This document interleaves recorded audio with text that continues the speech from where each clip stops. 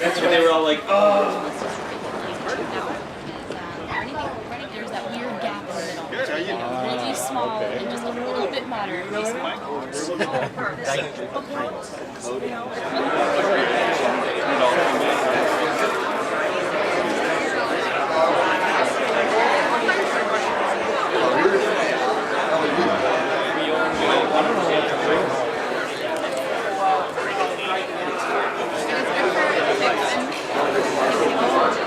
Well, then you ought to talk to somebody else. So you haven't went that far. Get the.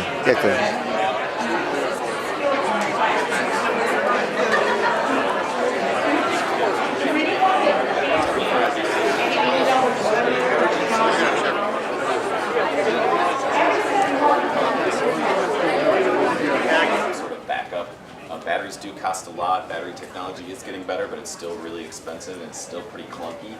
So that would just depend on how much storage, you know, $100,000 to run a utility line to your cabin. Maybe a $30,000 new system is better. Also, if you're doing really small systems. And so just a few things to think about when you're thinking about going solar. Do you have a south-facing roof? It's not necessarily a deal breaker, especially if you have space elsewhere to put that. You can get away with the east-west. Promoters of this idea that a little radiation works like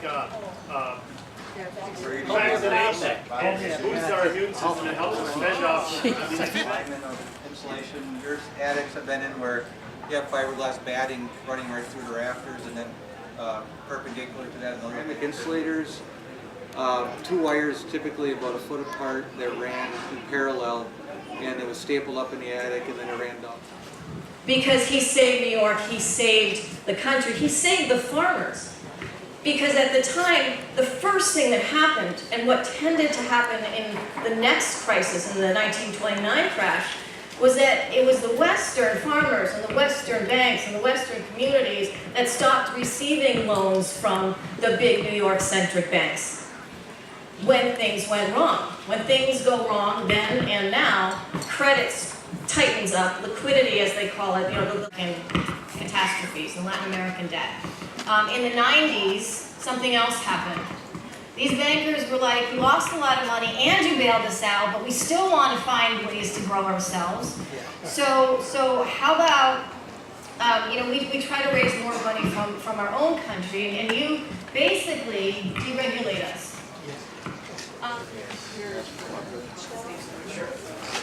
Way over here, and then it travels a lot to get there. There's a lot of embodied energy that it takes for that. So there's a huge nexus. There's an intersection between the production of food and the transportation and distribution of food. In addition, if you're buying something that originates 1,400 miles away, what you're doing is an important thing. Better glazing has equal amounts of what we call solar heat gain, the amount of heat that passes through instead of reflecting, but they have lower U values, so they prevent heat from escaping. And there are in the first hour, and then it would take the next hour to get this far. And so by the time night came around, it would get here, and then it would have to drain back out again. Is where you have a solar collector over here, and the heat is allowed to just radiate through the building itself. And so I have a concrete wall. Installed a B15, which is a remanufactured Vestas 35 kilowatt single phase wind turbine. And the reason why we did that was there was an interest in a wind farm in our community, which was ultimately defeated by the locals who did not want a wind farm. I had been interested in wind energy for a long time. I had attended the MREA and was interested in alternative energy, renewable energy long before that, so I followed up with it, and I learned that The cows and the lawn furniture out of the trees periodically, so we do have a wind resource. I started my love of renewable energy in 1970 when I powered my pirate radio station with solar, little tiny solar cells from the Radio Shack kids. Moved on to make methane gas out of a manure substitute known as the school lunch. Starts directing me off on a topic that doesn't really pertain. I will ask you kindly to hold that. We'll talk about it afterwards. If we start delving into a subject too deeply and I'm running out of time, it's my responsibility as the leader here to be able to keep this under control and stay on task. I'd be happy to talk with anybody afterwards, okay? But I want this to be an open forum as much as we possibly can. My name is Rob Peck. I'm with Northwind Renewable Energy here in Stevens Point. I'm a design consultant, NAVCEP certified. And it's not because I'm going to sit here and try to talk you out of this. I just want you to be aware of some of the considerations you need to have before you're going to take your house off the grid, okay? So here's a typical off-grid AC system. Build them out, it really helps the MREA know which workshops to what pantry from plant to plate that I wrote with my husband Bob, and this really covers more detail that I can't get into in the course of a short workshop. So all of you that are here today, this is the debris that's left over. So the hazelnuts, when you use that little wooden mallet in the fry pan, you pretty much get whole or half nuts. You don't usually get broken bits. So it looks pretty readily, and you just got to pick this hickory out. The hickories, you're going to have to do 3 snips. You can see here. I have the pleasure of presenting the award to Solar Energy International for their tree that's been planted on the Avenue of the Advocates. So I teach renewable energy down in Madison, and I come from here, from the fair. About 11 years ago, I came up to my first fair, and it literally changed my life. Get a chance to make it out to Colorado this summer. We're going to have a great party. It's going to be a lot of fun. So it's been amazing. Over the last 25 years, we've trained almost 45,000 people, 45,000 graduates of our classes. That's a tremendous amount of people all over the world. You know, we're based in a really, it's kind of remarkably similar. We're on the western slope in Colorado. We're in a tiny town. You don't end up there unless you mean to be there. It's really in the middle of the country to the TVA because it's low in sulfur and they're burning it in their plants. What we've seen in Paonia in the last handful of years is that the coal mines are being shut down. But at the same time, that's dramatically affecting the lives of people that live there, right? And so I get it. I'm fully supportive of that. But at the same time, this is impacting people, it's impacting the community, and it's having a tremendous effect in a town of 3,000 people. A town of 3,000 people in the poorest county in Colorado. She just wanted to say that we're all really touched by this award and really thankful to MREA, quality trainers, sister organization to SEI, and we really appreciate it. So that's it.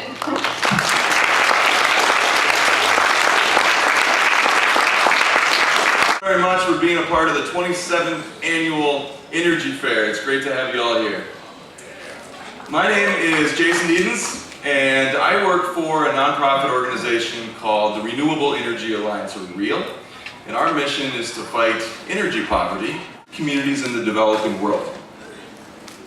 So I want to point out, before we bring up Sandrine, that clean energy is not just for the upper echelons of society. Clean energy is a very powerful tool in the fight against poverty. It's a very powerful tool in the fight against energy insecurity.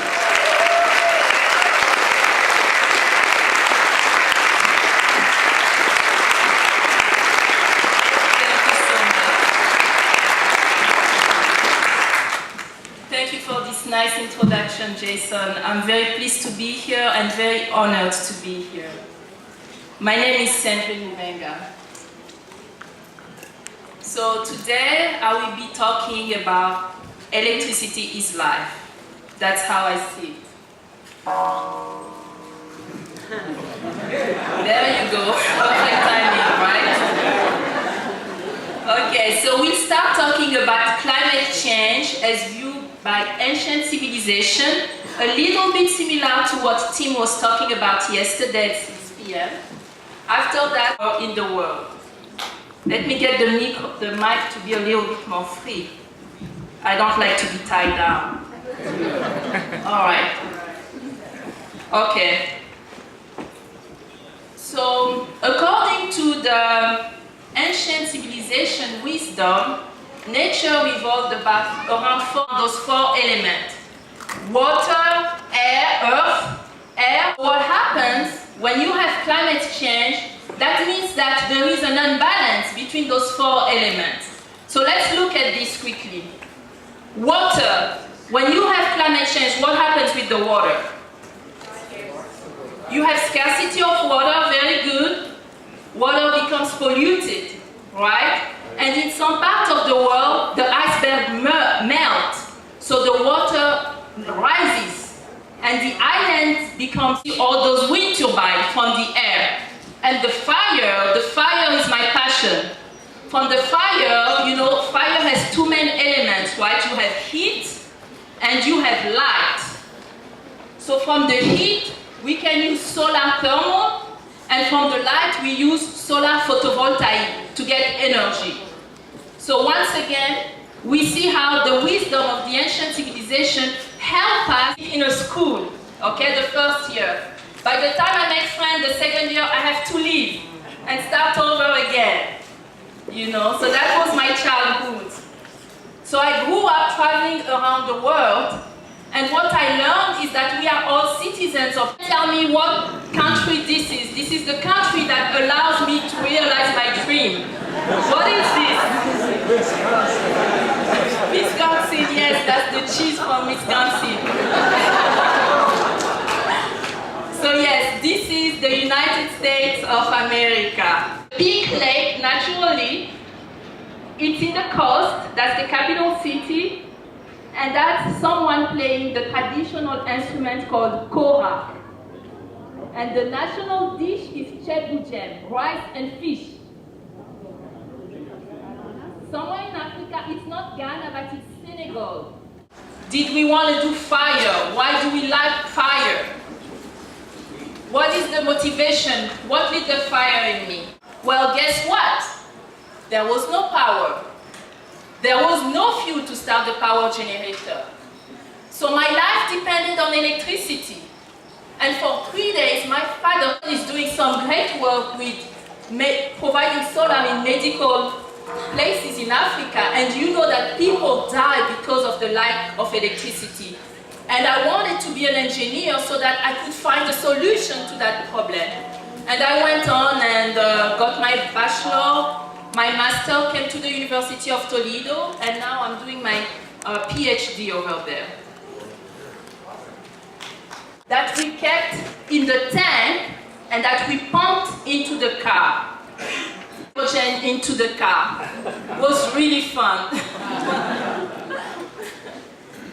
So that was very interesting. So that was during my master thesis. After that, I graduated with honor, and this research had quite a lot of press.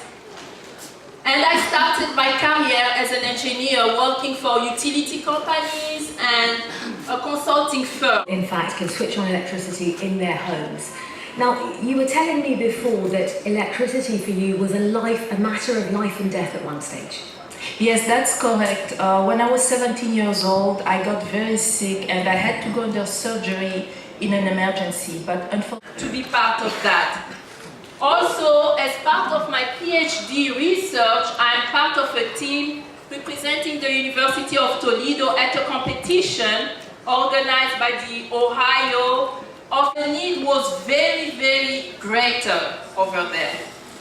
So the goal of Spin Power Group is to provide affordable electricity to communities. using renewable energy.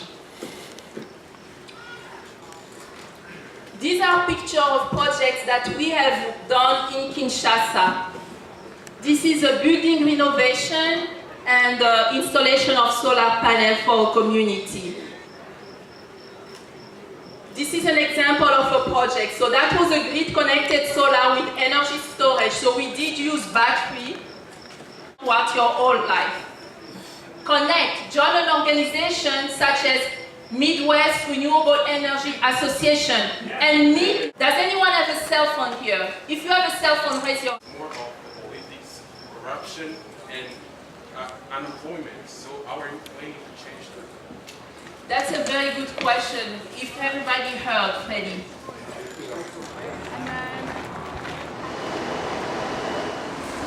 Hi, guy.